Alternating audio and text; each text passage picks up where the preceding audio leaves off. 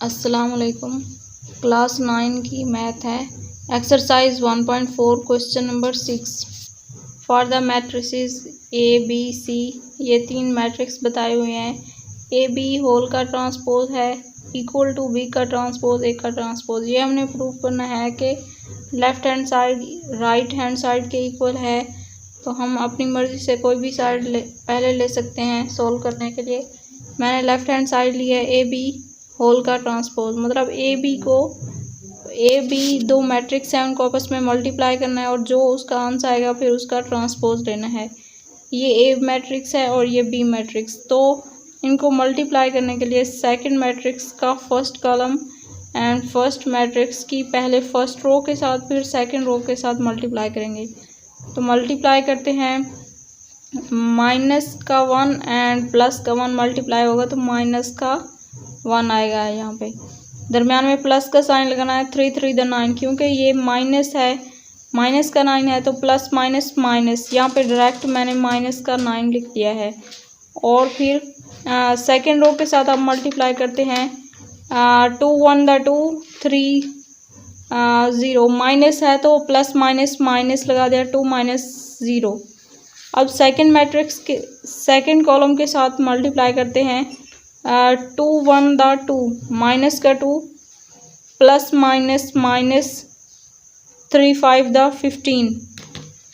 और फिर second row के साथ 2 2 द 4 5 को 0 के साथ मल्टीप्लाई किया तो 0 आ गया। अब प्लस माइनस करते हैं, 9 माइनस 1, यहाँ पे माइनस साइन लगेगा लेकिन दोनों प्लस होंगे, माइनस का 10 माइनस का 2 माइनस का 15 माइनस का 17 आ गया, 2 माइनस 0 2 4 माइनस 0 4। अब होल का ये देखें क्वेश्चन में होल का ट्रांसपोज भी तो करना था। ये ए और बी का आंसर तो आ गया पर इसका ट्रांसपोज करना है। ट्रांसपोज का मतलब होता है कि रोज़ को कॉलम में चेंज कर देना या कॉलम को रोज़ में।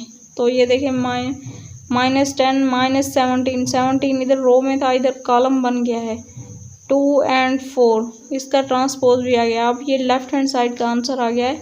अब राइट हैंड साइड का आंसर निकालने के लिए ए का ट्रांसपोज पहले बी का ट्रांसपोज करना पड़ेगा। ए का ट्रांसपोज रोज़ को कॉलम में चेंज किया, ये देखें -1 3 फिर 2 एंड 0, रो को कॉलम में चेंज किया। बी का ट्रांसपोज 1 एंड 2, ये रो है इधर कॉलम में चेंज किया, -3 -5 रो है इधर कॉलम में चेंज किया। अब बी का ट्रांसपोज और ए का ट्रांसपोज दोनों को आपस में मल्टीप्लाई करना है। मल्टीप्लाई करने के लिए सेकंड मैट्रिक्स के फर्स्ट कॉलम को और फर्स्ट कॉलम को पहले फर्स्ट रो के साथ फिर सेकंड रो के साथ इधर मल्टीप्लाई करना है। पहले फर्स्ट रो के साथ प्लस माइनस माइनस का 1, दरम्यान में प्लस का साइन आता है, 3 3 द 9, क्योंकि ये माइनस का 9 आता है तो प्लस माइनस माइनस डायरेक्ट यहाँ पे लिख दिया है।